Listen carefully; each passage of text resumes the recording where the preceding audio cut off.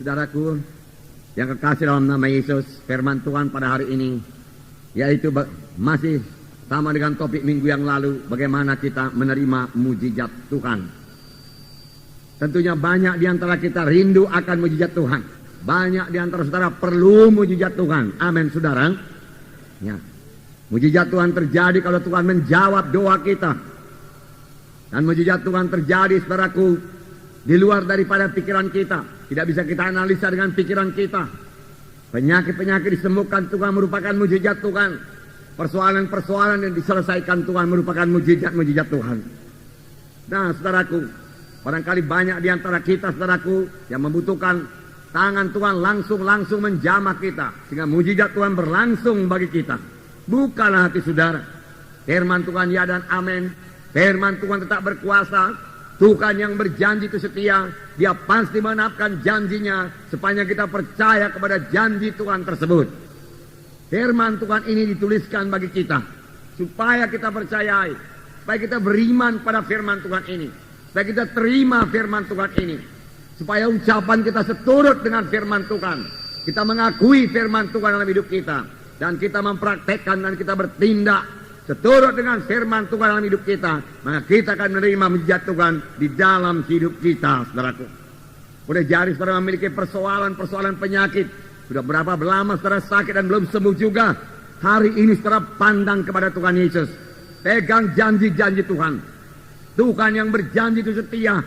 Tuhan berkata, oleh bilur-bilurku engkau sudah sembuh. Berarti oleh bilur-bilur Yesus kita sudah sembuh, saudaraku. Saudara boleh jadi persoalan keluarga, saudaraku. Saudara dengan pikiran manusiawi kelihatannya tidak ada jalan keluar.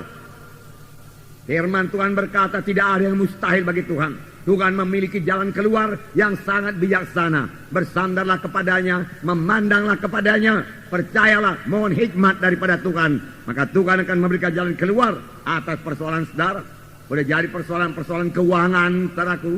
Hingga saudara sendiri sudah merasa malu akan persoalan keuangan tersebut. Saudara mohon lagi pertolongan Tuhan, mohon hikmat daripada Tuhan. Apa yang saudara perbuat, Tuhan akan memberikan jalan keluar, saudaraku, atau persoalan-persoalan lain yang secara manusiawi sudah rasanya tidak mungkin buat diselesaikan. Tuhan kita mempunyai mujizat. Saudara, pekerjaan Tuhan itu ajaib adanya. Kelahirannya ajaib, perkandungannya ajaib, saudaraku. Pelayanannya ajaib. Dan sampai sekarang dia masih melayani. Dia tidak berpangku tangan. Dia masih mendengarkan doa kita. Dia masih menjawab doa kita, saudaraku. Pelayanannya ajaib. Kematiannya ajaib, saudaraku. Kebangkitan dari kematian ajaib. Kenaikannya ke sorga ajaib. Dan dari sorga dia melayani dan mencurahkan Roh Kudus juga ajaib. Semua tidak bisa diterangkan dengan akal manusia. Itulah dia Tuhan kita, Tuhan Yesus.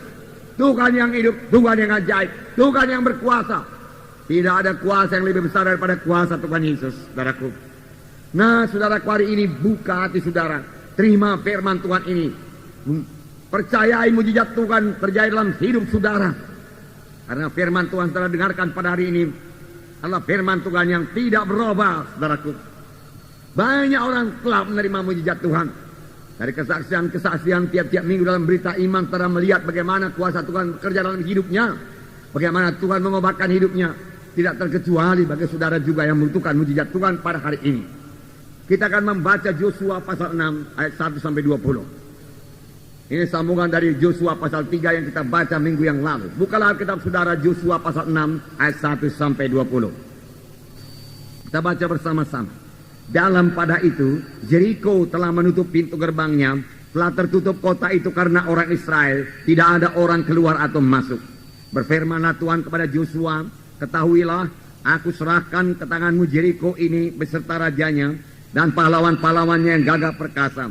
Haruslah kamu mengelilingi kota itu, yaitu semua prajurit harus mengedari kota itu sekali saja. Demikianlah harus sekolah perbuat 6 hari lamanya. Dan 7 orang imam harus membawa 7 sangkakala tanduk domba dengan tabut. Tetapi pada hari yang ke-7, 7 kali kamu harus mengelilingi kota itu, sedang para imam meniup sangkakala. Apabila sangkakala tanduk domba itu panjang bunyinya, dan kamu mendengar bunyi sangkakala itu, maka haruslah seluruh bangsa bersorak dengan sorak yang nyaring, maka tembok kota itu akan runtuh. Lalu bangsa itu harus memanjatnya masing-masing langsung ke depan.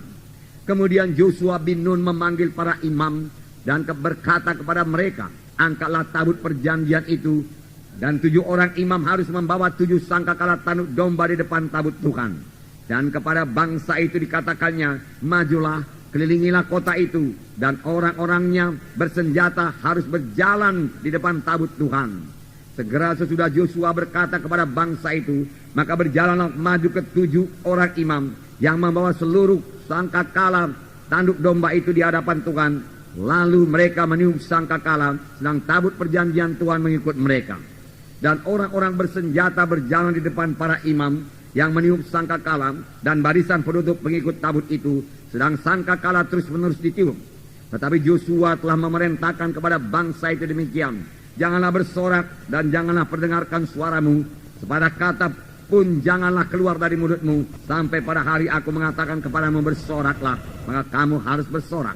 Demikianlah tabut Tuhan mengelilingi kota itu, mengedarinya sekali saja. Kemudian kembalilah mereka ke tempat perkemahan dan bermalam di tempat perkemahan itu. Keesokan harinya Yosua bangun pagi-pagi, lalu para imam mengangkat tabut Tuhan. Maka berjalanlah juga ke 7 orang imam yang membawa ke 7 sangkakala tanduk domba itu di depan tabut Tuhan. Sambil berjalan mereka meniup sangkakala, sedang orang-orang bersenjata berjalan di depan mereka, dan barisan penutup mengikut tabut Tuhan, sementara sangkakala terus-menerus ditiup. Demikianlah pada hari yang kedua mereka mengelilingi kota itu sekali saja, lalu pulang ke tempat perkemahan. Dan begitulah dilakukan mereka selama 6 hari lamanya.